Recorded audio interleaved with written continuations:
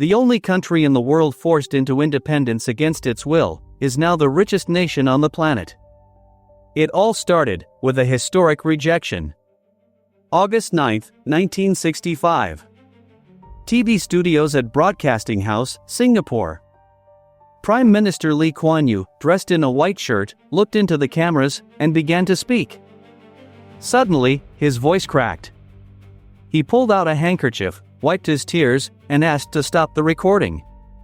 He had just announced that Malaysia had expelled Singapore from its federation.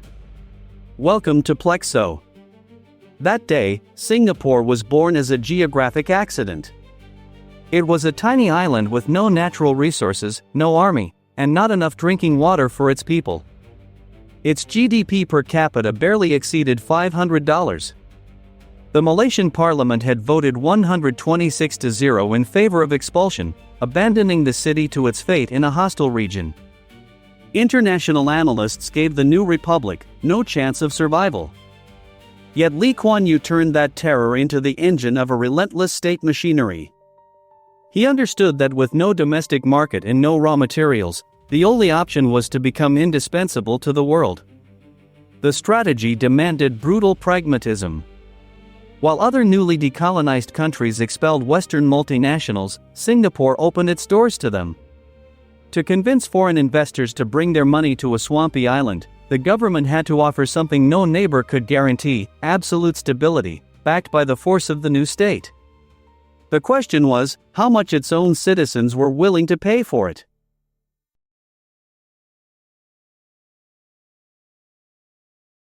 Lee Kuan Yew, a Cambridge-educated lawyer with a cold stare, always rigid posture, and speech sharp as a scalpel, knew time was against him.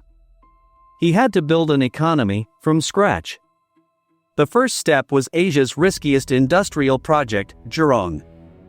In 1961, Jurong was nothing but a vast swamp, infested with crocodiles, in the southwest of the island.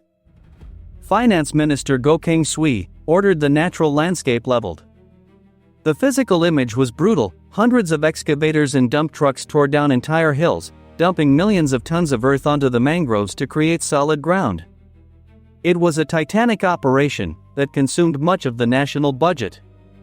Critics called it Goh's folly, convinced no one would build factories in the middle of nowhere.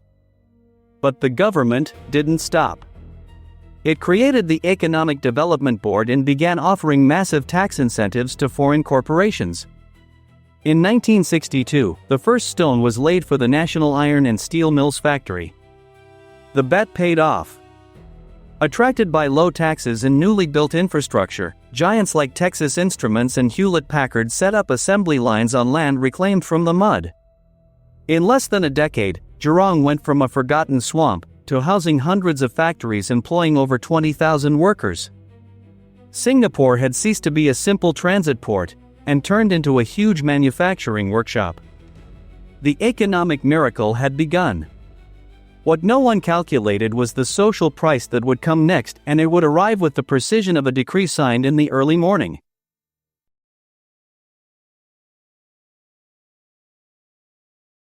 To keep international investors happy, the flow of production could never stop. The government imposed a system of social control, unprecedented in the capitalist world. Labor strikes were crushed, and unions were subordinated to the state.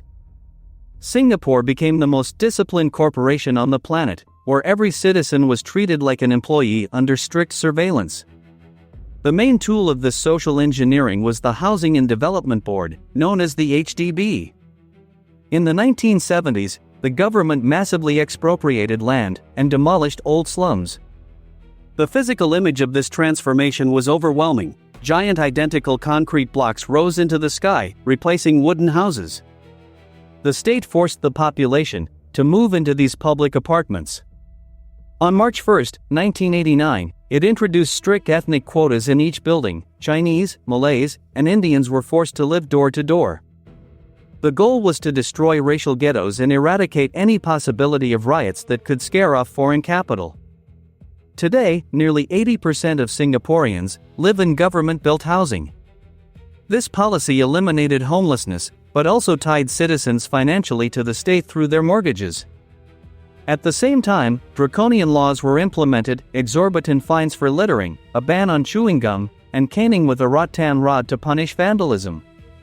The message to multinational corporations was clear. On this island, order was absolute, cleanliness was mandatory. The paradox was undeniable. Singapore built its economic freedom on the systematic restriction of all others.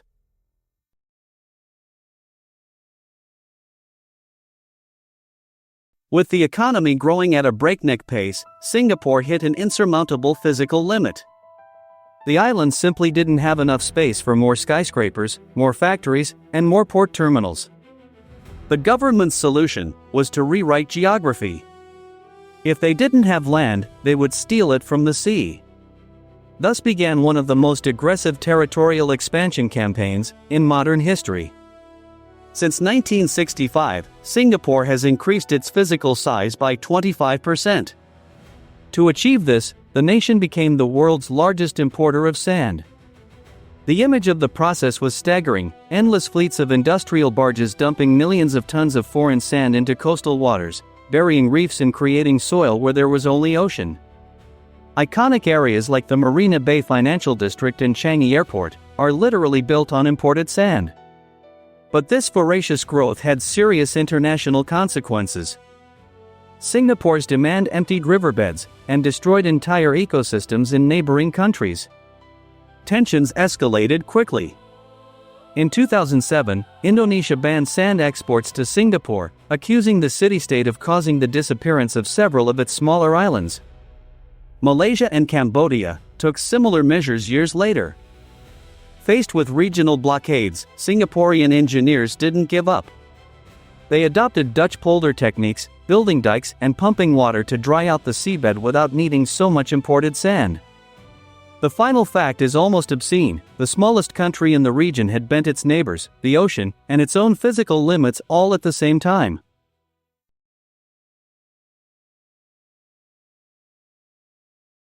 Today, Lee Kuan Yew's experiment has blown past every financial expectation. That island, once kicked out for being too poor, now boasts a GDP per capita of over $84,000, far surpassing the United States and Europe. Singapore no longer just makes products, it owns the capital.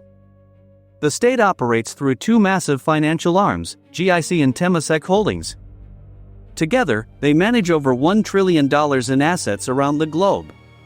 The image of this power is quiet but crushing. In hyper-cooled server rooms in armored offices in London, New York, or Tokyo, Singaporean government executives sign contracts to buy strategic ports, power grids, and entire skyscrapers.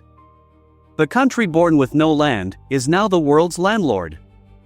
But the model demands an unbreakable pact. Citizens accept living in a highly regulated society, with censored media and a ruling party that hasn't lost power since independence. In return, they get safe streets, elite education, flawless healthcare, and an economic prosperity that seems bulletproof against global crises. It's a social contract, where political freedom was traded for material comfort and long-term financial security. The Jurong Swamp is now a memory buried under tons of asphalt and glass. The economic miracle is undeniable. Yet Singapore didn't build a nation, it built the most successful corporation on the planet. And its citizens? It calls them shareholders.